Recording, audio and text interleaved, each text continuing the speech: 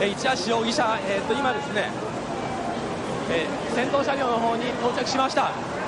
黒い、頭から、黒いジャンバーのようなものを、すっぽりとかぶりまして、市橋容疑者、現在、今ですね、新幹線を。The gruesome murder of a 22-year-old British teacher in early 2007 in Japan came as a huge shock to the nation, because Japan is regarded as one of the safest countries in the world. The most recent Global Peace Index states that Japan is the 10th safest country in the world, with a crime rate of 0.3 per 10,000, which is a really low crime rate compared to the insecurities plaguing most nations today.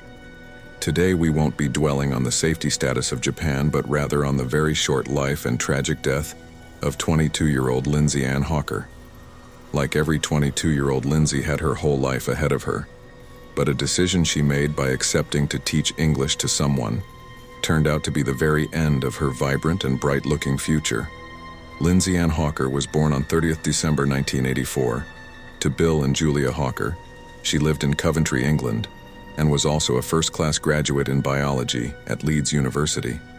Her decision to relocate to Japan came when she got a teaching job. She planned to teach for a while before doing her master's. She was an English teacher for about a year at Kiowa, Tokyo, a branch of Nova, which was then one of Japan's largest private English conversation schools. She had an apartment she shared with 2 other foreign teachers as her roommate.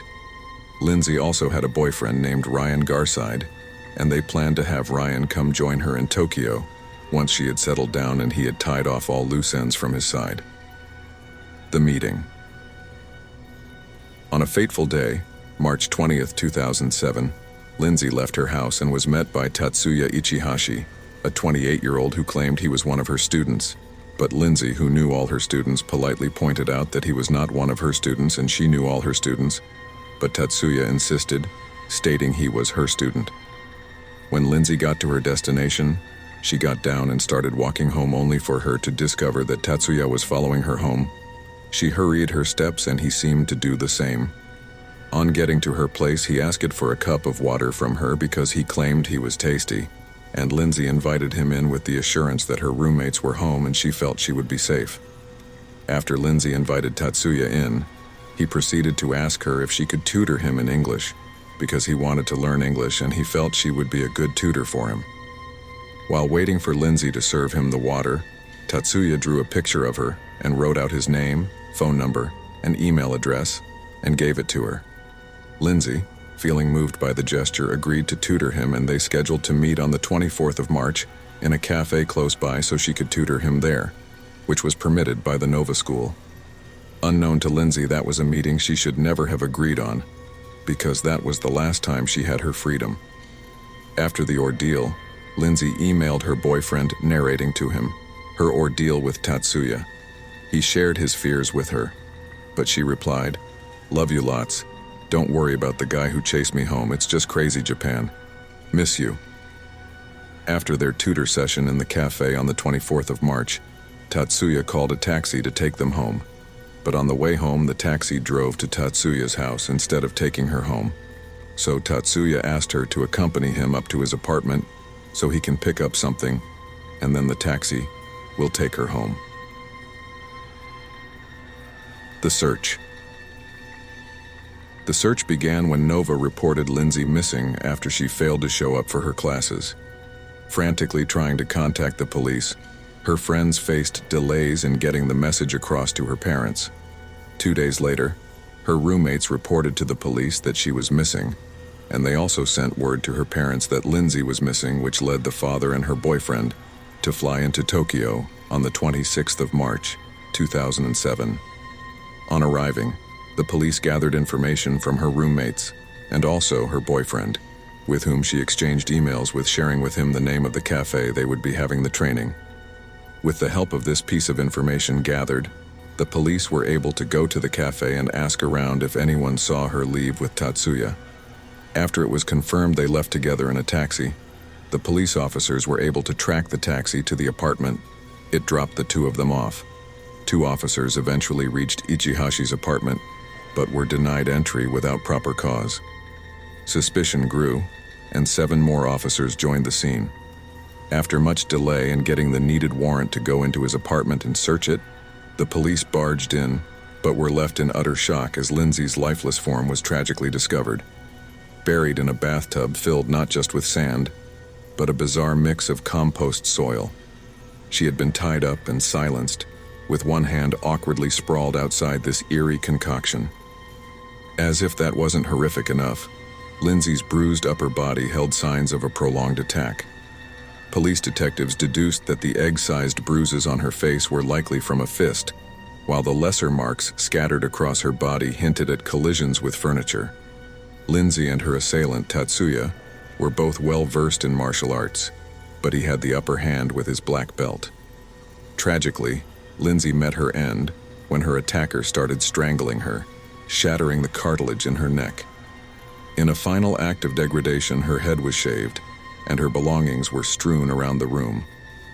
Media reports initially painted a gruesome picture of Lindsay being buried in sand, but the reality was far worse. A mix of sand, compost soil, and a spray meant for decomposing waste were discovered, and it seemed Tatsuya had other sinister plans, contemplating either burying the body in concrete or waiting for it to decompose.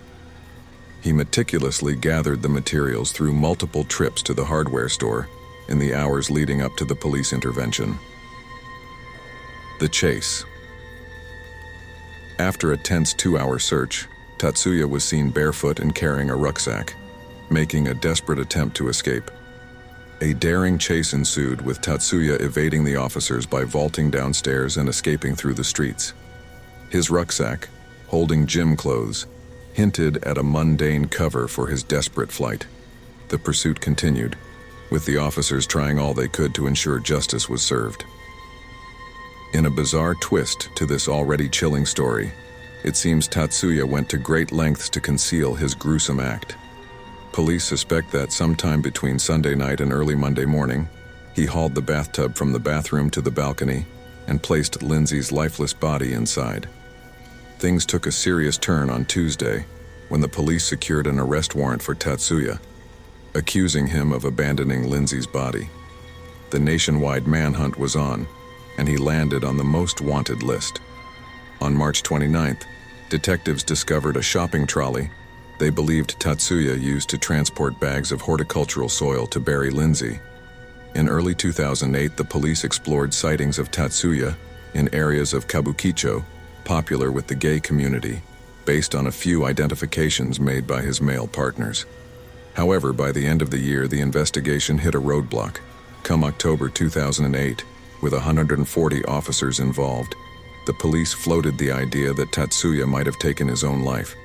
But Lindsay's father dismissed this as a tactic to scale down the operation, which was supposedly concluding. Speculations about Tatsuya's whereabouts continued, and by January 15, 2009, reports surfaced, suggesting he had fled to the Philippines. As the second anniversary of Lindsay's death approached in March 2009, the police took an unusual step by releasing life-size cutouts of Tatsuya to raise awareness about the case. The arrest and trial. In a dramatic move on June 26, 2009, the Japanese National Police Agency significantly raised the cash reward for information leading to Tatsuya's arrest, from $1 million to a whopping $10 million. This added incentive proved effective when, later that year, Tatsuya was finally captured. Various informants, including a cosmetic surgery clinic in Nagoya, an employee at a construction company in Osaka where Tatsuya had worked, and a ferry company employee who reported a sighting resembling him, played crucial roles leading to his arrest. On November 4, 2009, police disclosed that Tatsuya underwent plastic surgery at Nagoya Clinic. He worked on his nose and had previously undergone multiple procedures, including removing moles, adding folds to his eyelids, thinning his lips, and increasing his nose's height. The police even released a pre-surgery photograph to the press, highlighting the lengths Tatsuya went to alter his appearance in order to evade arrest. In a dramatic turn of events, Tatsuya's run came to an end on November 10, 2009, when he was apprehended in Osaka while attempting to board a ferry bound for Okinawa. Despite his capture, Tatsuya remained tight-lipped and didn't confess immediately. When his 23-day detention without charge concluded on December 2nd, he found himself facing serious allegations. He was initially charged with abandoning a body, with 2 more warrants for rape and murder added. Tatsuya's legal team claimed that he faced threats of the death penalty by the officers who arrested him in order to coerce a confession. They also attributed his initial silence to sheer exhaustion and stress. However, on December 23rd, a startling revelation emerged from his defense. Tatsuya admitted his involvement in Lindsay's death, but asserted that he hadn't intended to kill her, and even attempted to resuscitate her when he found out she was no longer breathing. During the court proceedings, Tatsuya made a shocking admission, revealing that he suffocated Lindsay to stifle her cries for help, while he assaulted her, and this act ultimately led to her death. On July 21, 2011, the Chiba District Court delivered its verdict, sentencing Tatsuya to life imprisonment for the murder of Lindsay. Despite the Lindsay family's plea for the death penalty, the court deemed it inappropriate, considering Tatsuya's lack of prior convictions and the potential for rehabilitation at the age of 32. Well, it is safe to say that Tatsuya's time in prison was spent well, because while in prison he wrote a book titled Until I Was Arrested, in which he gave a detailed recount of all that happened to him during the years he was a wanted man, trying to hide and evade the police. He asked the royalties gotten from the sale of this book be given to the Hawker family, but they vehemently refused to collect a dime from him. Due to the success of this book, a movie adaptation was made titled I Am Ichihashi, Journal of a Murderer. Do you think the sentence passed was enough punishment? Share your thoughts and opinions in the comment section.